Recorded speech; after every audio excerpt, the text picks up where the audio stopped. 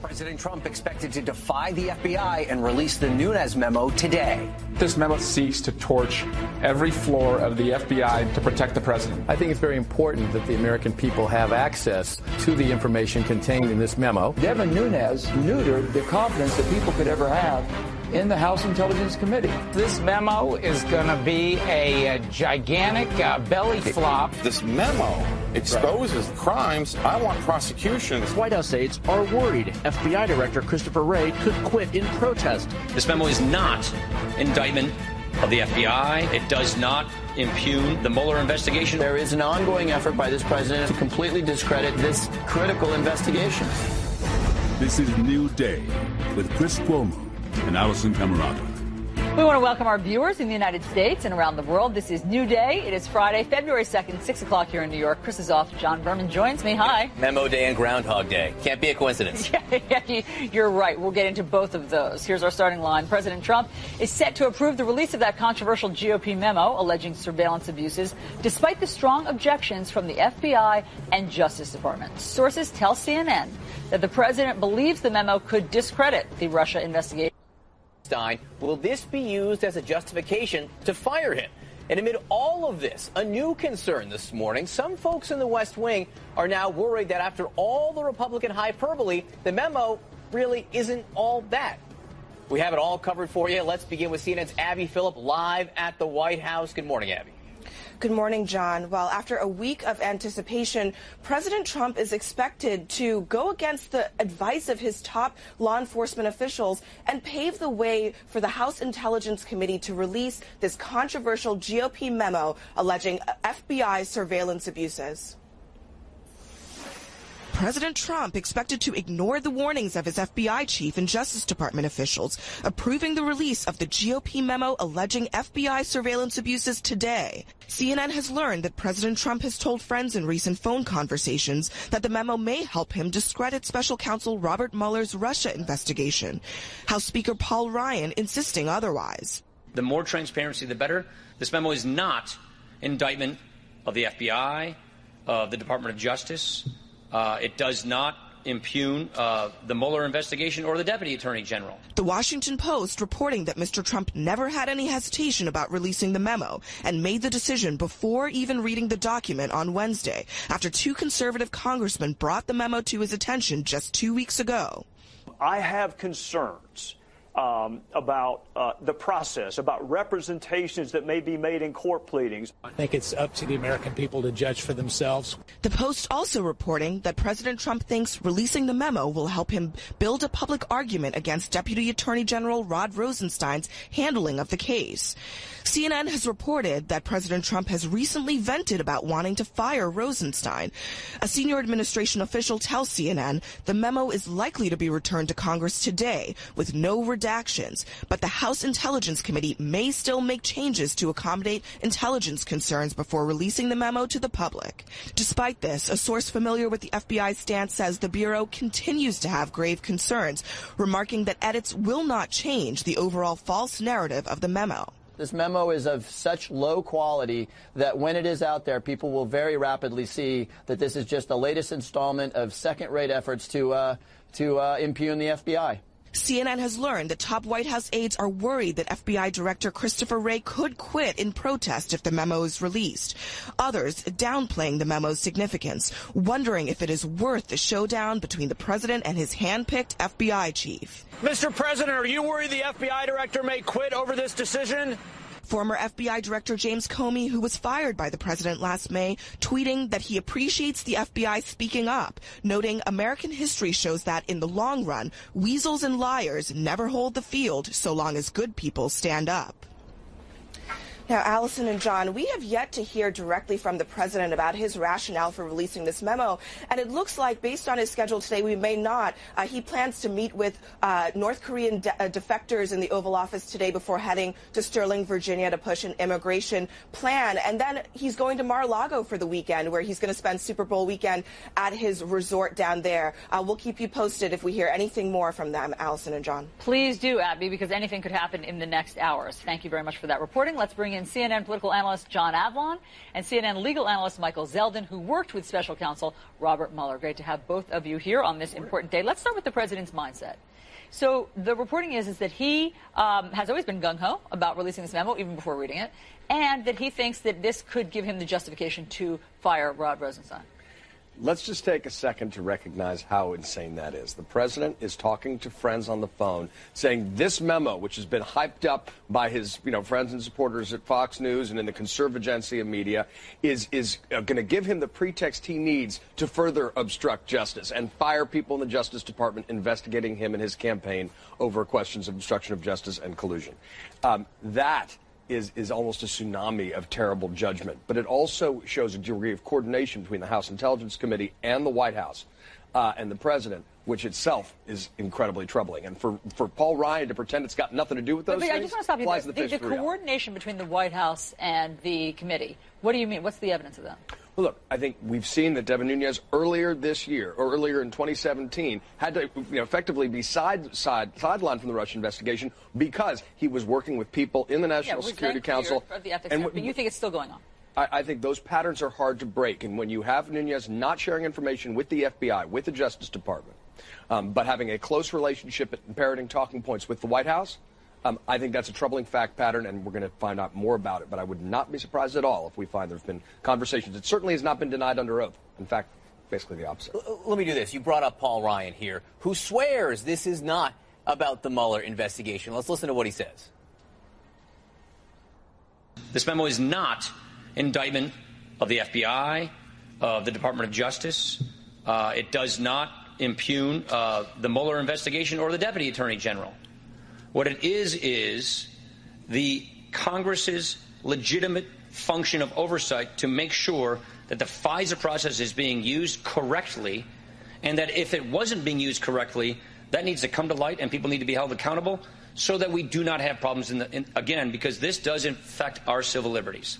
This is 100% at odds with what CNN is reporting now, which is the president is telling his friends that this memo specifically discredits the Mueller investigation, which is why he's so excited about it. Both things cannot be true here, Michael Zeldin. And this just gets to the bigger picture here, which is that you see the White House and its allies building a case, not necessarily a legal case, but a political case of how it's going to handle the Mueller investigation. A justification maybe not to testify, to have the president not sit down with Robert Mueller. Why would I sit down if this investigation has been muddied from the start? A justification after the Mueller report comes out to say, why should we believe this? This investigation has been muddied from the start. Well, and that is their prerogative. What Ryan said is untrue.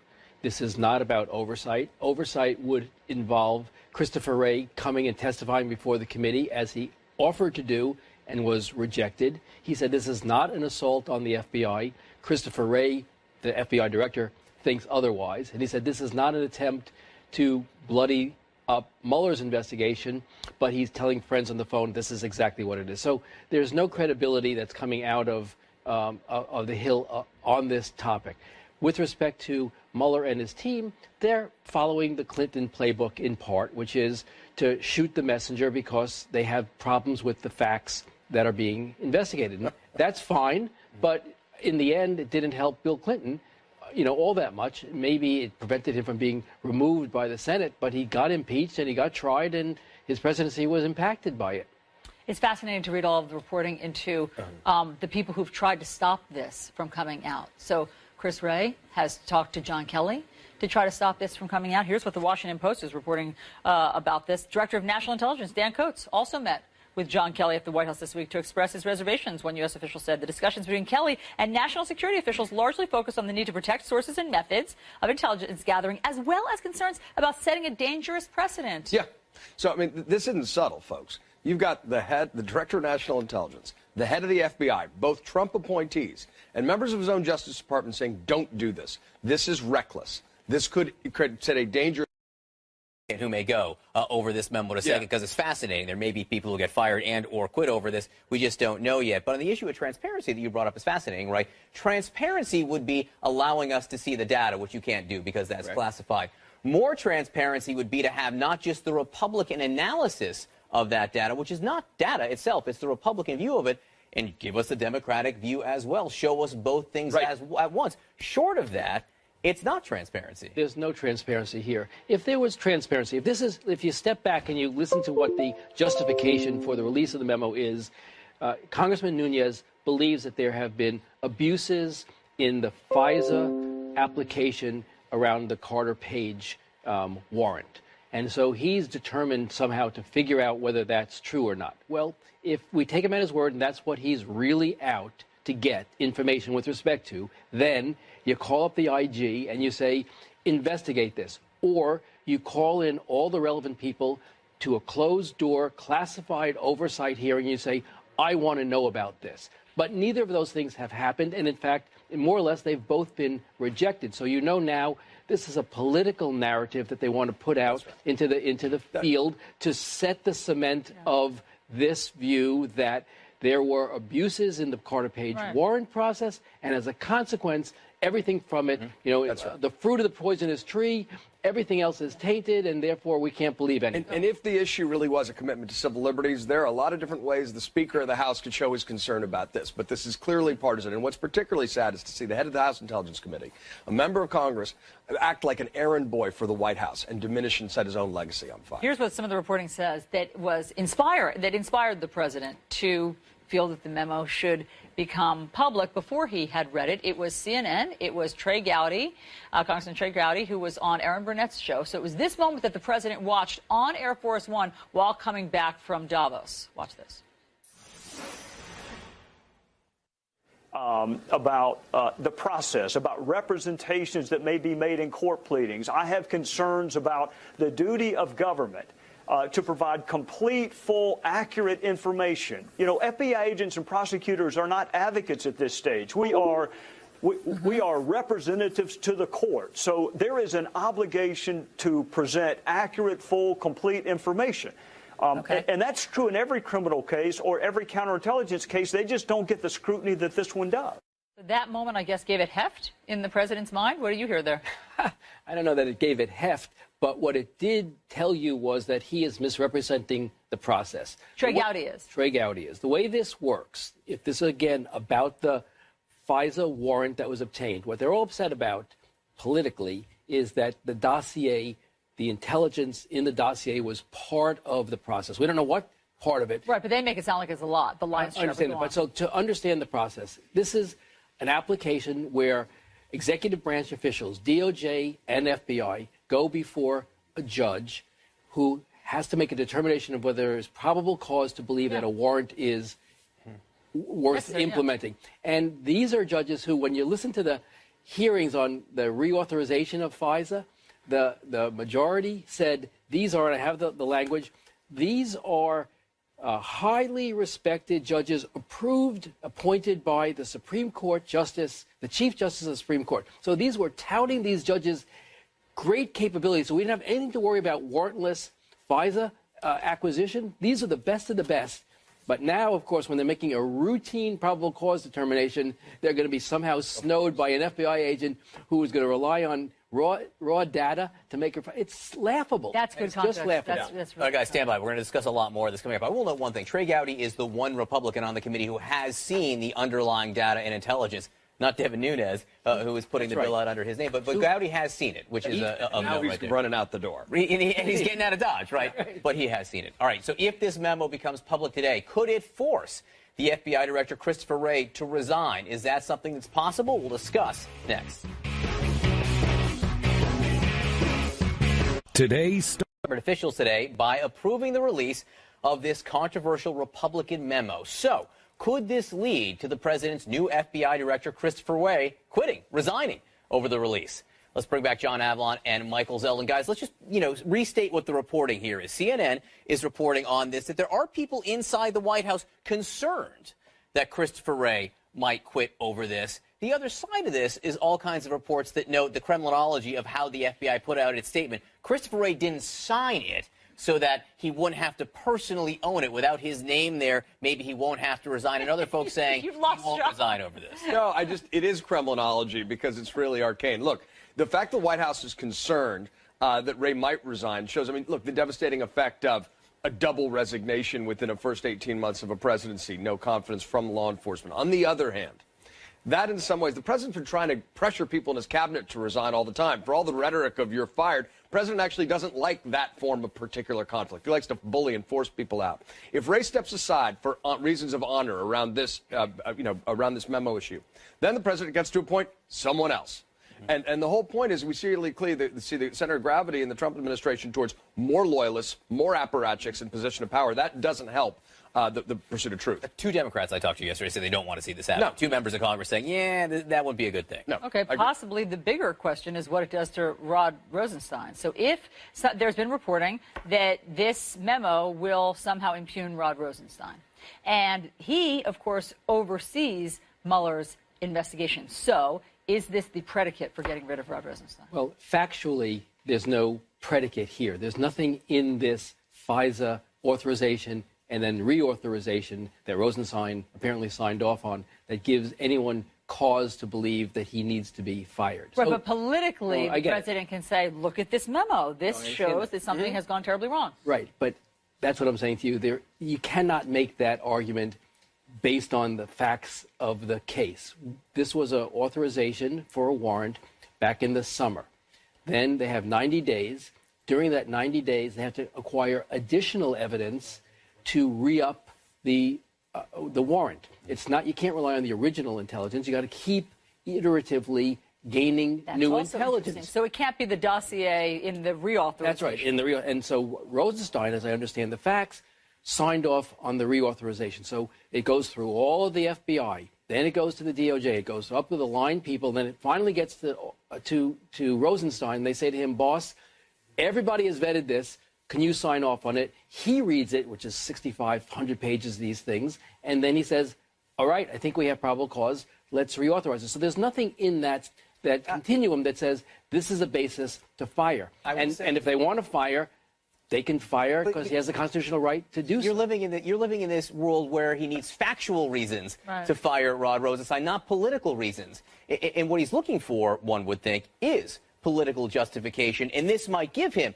the political justification for that. Let's put up the rap sheet here of folks who have been involved with the Russia investigation, who's still around and who's gone. Obviously, James Comey, gone. Former FBI director, Deputy Director Andrew McCabe, left as well. Now, everyone except for Donald Trump Jr. thinks this is not over the Russia investigation per se. Donald Trump Jr. suggesting it has to do with this memo. That's a whole other issue. But then there's Rod Rosenstein and Bob Mueller still around here. And Rod Rosenstein is central. Yes. Central because he is the Justice Department official overseeing the special counsel's investigation. And not just that, he's the Justice Department official who keeps it within certain barriers. That's right. And if you've got basically the White House trying to pull a slow-motion Saturday night massacre, force people out over a period of months as opposed to all one night, to remove the oversight, to undercut the ongoing investigation, that's a real threat. And that may be strategically what they're trying to do. And, of course, now there is a degree of coordination with partisan media, which is building this drumbeat to create, in effect, a separate reality so that it doesn't actually matter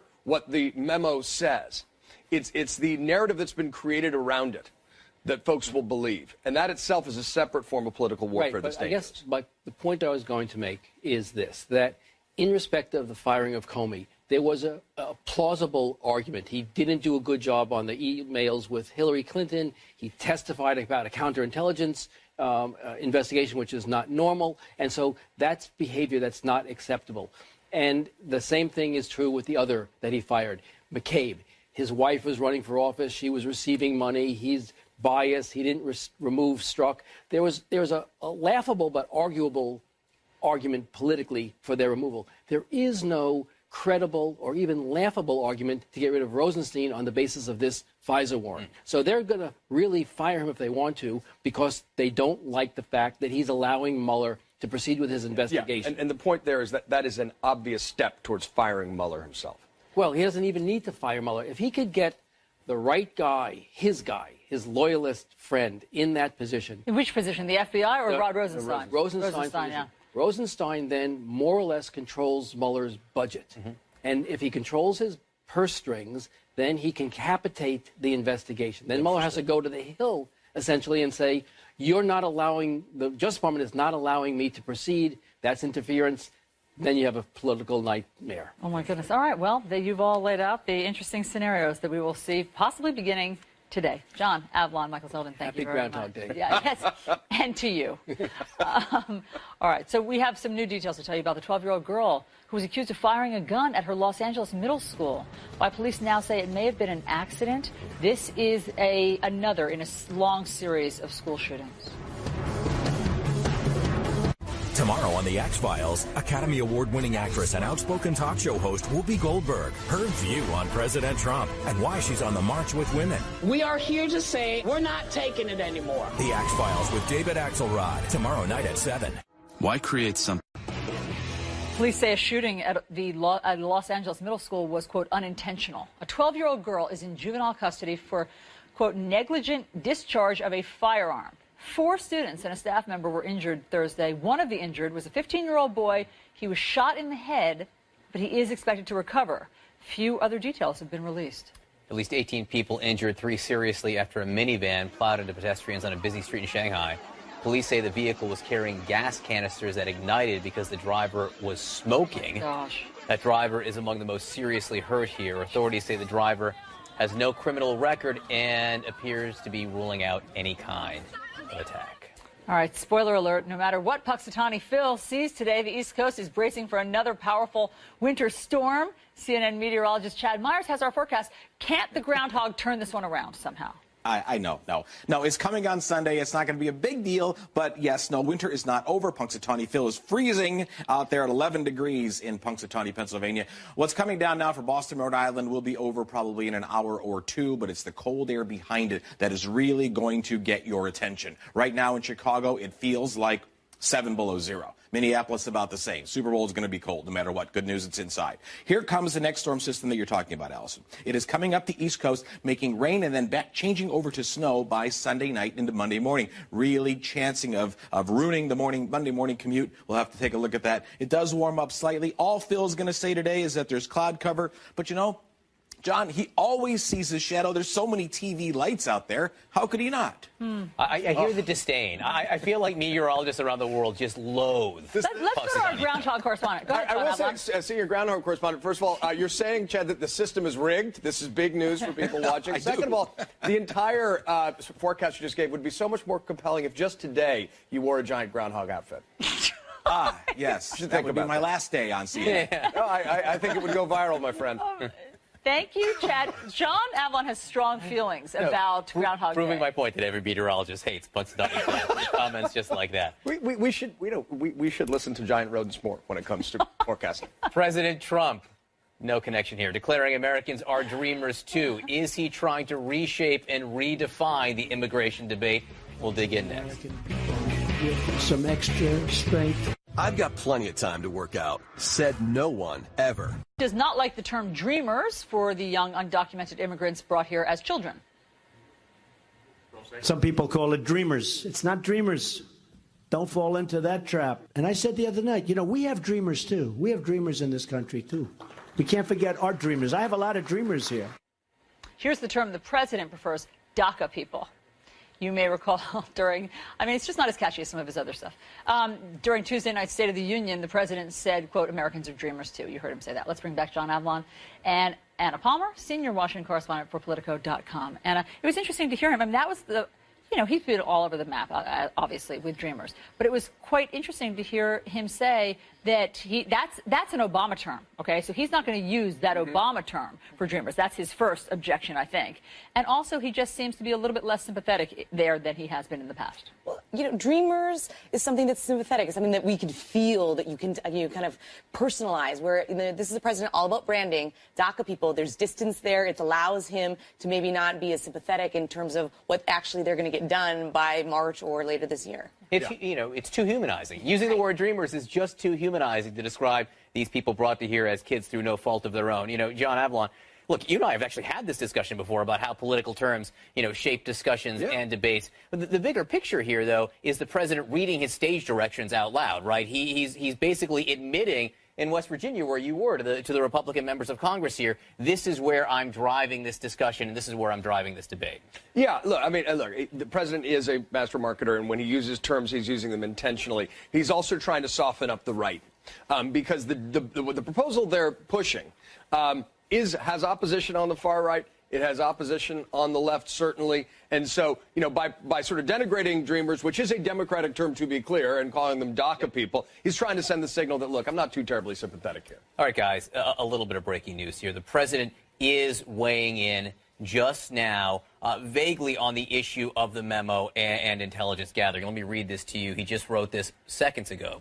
The top leadership and investigators of the FBI and the Justice Department have politicized the sacred investigative process in favor of Democrats and against Republicans, something which would have been unthinkable just a short time ago. Rank and file are great people. All right, first of all, this confirms, this is actually single source confirmation of the CNN report from yesterday, that the president feels that this memo somehow discredits the entire Mueller investigation now. President Trump telling us exactly how he feels. Yeah, I think it also is a sign that he is really trying to denigrate Christopher Wray, the leadership, where there's a lot of consternation that we're hearing and reporting that potentially Wray could even step down if this memo goes public, because he has said he doesn't think that the president should do that. Yeah, I think the key phrase in this tweet is top leadership. He is clearly singling out the leadership of our intelligence and law enforcement services, denigrating them, saying, oh, but I love the rank and file. Also, look at the political sort of projection here. He's basically saying that even though we know that the leaders of intelligence services, law enforcement are all telling the White House not to release this memo because it would be seen as partisan and undercut the integrity of investigations and law enforcement, he's categorizing those efforts as partisan themselves. This is just a really interesting threading of the needle, and I'm not sure that it works. I'm not sure that you get to say that the FBI and the Justice Department are politicized and say, but the rank and file are great people. The rank and file are obviously part of the entire process, and they can't feel good about what's been happening. And also, the top leaders are Republicans. Now, appointed by him. Appointed by him. Look. And last, Devin Nunes is the politician here. And so you can't say that it's the FBI that is politicizing things. They don't want the memo released and say that Devin Nunes isn't. It's clear projection. All illogical. I mean, he is a hyper-partisan, Nunes is. I mean, he is far to the right. He's the darling now of them. And you look at this and what is happening at the FBI. The big question, I think, today is, what do Republicans on the Hill, senators and House members do? Do they defend the FBI? Because you've seen a lot of Republican senators say, no, the FBI is an institution. It's something that we need to uphold the law. Or do they fall in line under Trump and say, we are right, the FBI is full of partisan hacks? That's important. The eyes of history are upon you, and if you're serving in Congress, you need to take a step back from the short-term politics of this. Don't think about, whatever bullying factors are forcing your decision. How is this going to look in the eyes of history? Defending the integrity of law enforcement, the independent of law enforcement, is going to look a lot better than folding under a president who's threatening. I will say, to quote Chris Elizabeth here, Rod Rosenstein, call your office. Right? I mean, the president all but calling him out by name here. The top leadership and investigators of the FBI and Justice Department have politicized, he says, the sacred investigation here.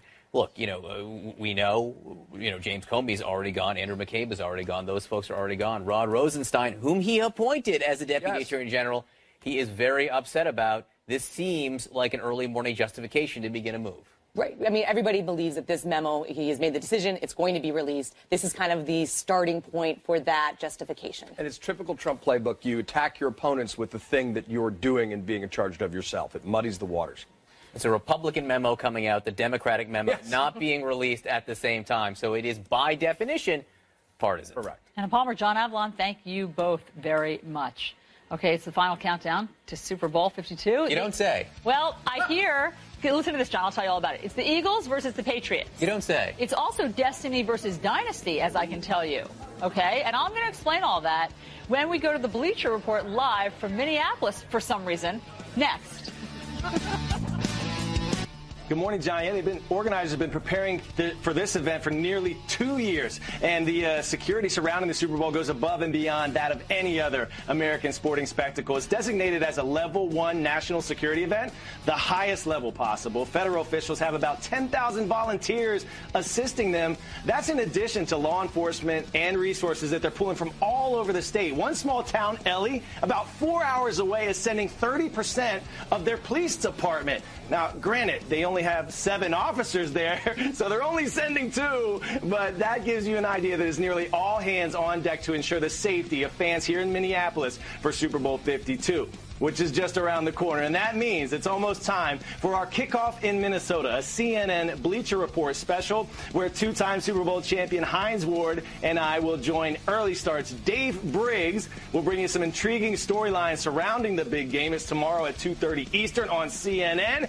John Berman, we will miss you hosting it this year, but you've been to a Super Bowl where your Patriots have won it, so you're all good. You're going to be I will say in your glory again, probably. It's hard to miss being at a Super Bowl where the Patriots win it, because at this point they've won so many. I mean, it's just by accident you could go to a Super Bowl where the Patriots win. You're enjoying this. A little bit. Yeah, I get that. Coy, that sounds great. You know, even you've sold it so well, even I will watch. Oh, Allison, that just made my day. Thank you. Thank you, Coy. Thanks so much. Talk to you soon. All right, President Trump again slamming the leaders of the FBI and the Justice Department. So we will speak with former Director of National Intelligence, James Clapper, about what happens next. Bleacher Report. Not being allowed to come out at the same time. But is there a proper role for congressional oversight over the intelligence agencies if there was something wrong with the way that investigators went about getting this FISA warrant? Shouldn't Congress step in and say, hey, this smells funny? Well, absolutely, and that's the whole purpose of why the two intelligence oversight committees were established in the first place. You know, unlike other constituencies in the government, the Department of Agriculture or Department of Commerce, what the intelligence community does is secret. So I always felt that the oversight committees had an additional burden because they have to represent the people, because we can't expose what the intelligence community does every day because of the concern about sources and methods, tradecraft, protection of people undercover, et cetera. But absolutely, they should conduct oversight. But there is a process for this that is discreet and confidential. And exposing this as a political act, I think, is particularly egregious. Let me ask you this. Christopher Wray, the FBI director, there are people within the White House telling CNN they are concerned that he might quit over this. There are other people suggesting he's been sending signals he won't. But put yourself in his shoes. If the White House goes ahead and releases this memo over your objections, and now your public, frankly, objections to this, should he stay in his job? Well, that's entirely up to him. That's a very personal decision. But I will tell you, John, having been in a situation like that, in a similar position, senior position, that there were times when I considered resigning to make a point. And what you have to weigh is what would be the impact on the institution if you did that. Are you doing more harm, causing more turmoil if you take an action like that to make a point? No one, that's a very personal decision, and only Chris Wray can make it, and I don't think anyone else can speculate. I certainly can't about what he'll do. Again, just one more question on the president's statement this morning. The top leadership and investigators in the FBI and Justice Department politicized this investigation. You were Director of National Intelligence. When this all began, were there any politics involved when you were there?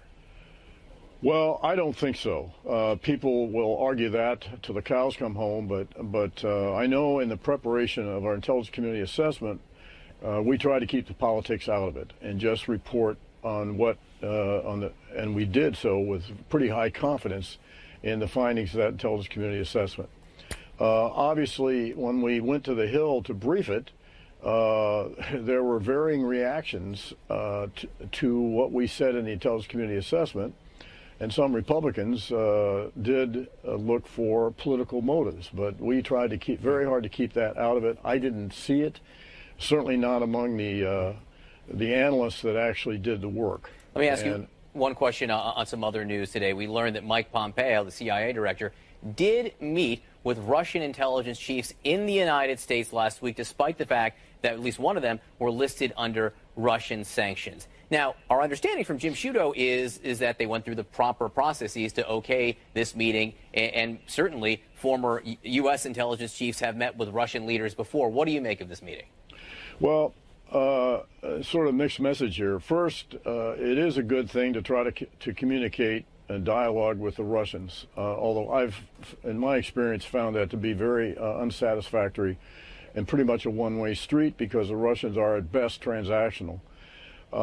I do hope that Director Pompeo, when he did meet with him, didn't give him a pass as far as the Russian interference in our election is concerned, because it was those very services that he was meeting with, or the leaders of which were at the pointy end of the stick, if you will, in orchestrating the interference in our election. So, yeah, the Russians are bad, but we need to dialogue with them, and we can find ways to work with them, fine. I never did, but you got to talk to them. But I just hope that they didn't get a pass when he met with them. All right, James Clapper, always great to have you, sir. Thank you so much. Thanks, John. All right, thanks to our international viewers for watching. For you, CNN Talk is next. For our U.S. viewers, New Day continues right now. This is China. A van plows into a crowd of pedestrians, injuring 18 people. Police have ruled the crash an accident. They say the vehicle caught fire, causing the driver to lose control and veer onto the sidewalk. A preliminary investigation found the 40-year-old driver was allegedly carrying hazardous material illegally and smoking, which caused the fire. The driver has no criminal record. The injured pedestrians were all hospitalized. None have life-threatening injuries. Well, new water restrictions have been imposed in Cape Town, South Africa, as the city faces the very real prospect of running dry. Residents are now being asked to curb the amount of water they use daily to just over 13 gallons. That's about half of the current limit. Officials estimate if water levels continue to fall as feared, South Africa's second most populous city will run out of water by April 16th. Cape Town is in the midst of a 3-year drought, the worst in a century. A changing climate and rapidly growing population have made matters worse, and officials say residents have not been doing enough to curb their water use. Some good news this morning. All of the miners who were trapped underground at a South African mine have now been rescued. The company that manages the Beatrix gold mine says a violent storm knocked out power to the mine Wednesday night. In all, more than 1,000 miners were stuck underground until power could be restored to a lift that brought them to the surface. Well, the oldest son of former Cuban dictator Fidel Castro, Fidelito Castro Diaz-Balart, has reportedly committed suicide. Cuba's state media says the 68-year-old had suffered from depression in recent months. He was the only child of the Cuban revolutionary leader and his first wife. Balart's relatives went into exile, becoming prominent figures in Miami's anti-Castro exile community. All right, let's get a check now on the CNN money stream this morning. Global markets and U.S. futures are lower after a wild day on Wall Street. U.S. stocks wobbled between gains and losses, with the Dow swinging nearly 300 points before ending up just 37 points. The NASDAQ and S&P 500 closed a little lower. Strong earnings helped stocks rise, but investors are still worried about interest rates. They're concerned that the era of low rates are coming to an end. Well, it was tech earnings party on Wall Street yesterday, with 3 of the biggest names, Apple, Amazon, and Alphabet, all reporting after the bell. Apple posted a record $88 billion in sales, but it predicted iPhone sales this quarter will be well below expectations. Amazon also reported its biggest profit in history, nearly $2 billion, while Google's annual sales topped $100 billion for the first time. However, it also reported a rare loss, a one-time $9.9 billion charge on foreign earnings, a result of the new tax bill. All right, Tesla's founder Elon Musk has an announcement. He's sold out of flamethrowers. Confused? Well, this was a stunt to raise $10 million for Musk's tunneling business, the Boring Company. The company began offering these $500 flamethrowers 4 days ago, but they had to stop taking orders because they sold 20,000 of them. Now, the Boring Company insists that these flamethrowers are safe, but it does appear that flames do come out of them. So they come with a complimentary fire extinguisher. Musk repeatedly plugged the item on social media, tweeting, "When the zombie apocalypse happens, you'll be glad you bought a flamethrower. It works against hordes of the undead, or your money back." It doesn't mention anything about burning your house down, though. Do you feel like you need a flamethrower, Renee? I want to know who bought one of those and why. Apparently 20,000 people bought I know, them. apparently. Well, thanks for joining us. I'm Renee Marsh. I'm Ryan Nobles. Have a great day. New day starts right now.